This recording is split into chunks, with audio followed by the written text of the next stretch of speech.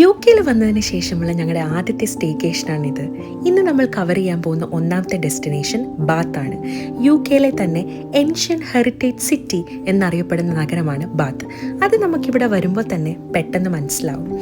ഇപ്പം നമ്മൾ Manchester, Liverpool എന്നിങ്ങനെയുള്ള സ്ഥലങ്ങൾ വിസിറ്റ് ചെയ്തിട്ടുള്ള ആൾക്കാരാണെങ്കിൽ നമുക്ക് മനസ്സിലാവും അവിടുത്തെ നിർമ്മിതികളെല്ലാം ഏകദേശം ഒരേപോലെയാണ്. പക്ഷേ ബാത്തിൽ വരുമ്പോൾ നമുക്ക് മനസ്സിലാവും ഇവിടുത്തെ ആർക്കിടെക്ചറിനൊക്കെ ഒരു ഏൻഷ്യൻ ടച്ച് ഉണ്ടെന്ന്. ഞങ്ങളിപ്പോൾ ഈ ബ്രിഡ്ജ് കവർ ചെയ്തു, അതിനുശേഷം അവിടുത്തെ സ്ട്രീറ്റുകളിലൂടെ നടന്നു, പിന്നെ ഗിൽഡ് ഹാൾ മാർക്കറ്റിൽ പോയി. ഇനി വേണമെങ്കിൽ നമുക്ക് റോമൻ ബാത്ത് നമുക്ക് വിസിറ്റ് ചെയ്യാം.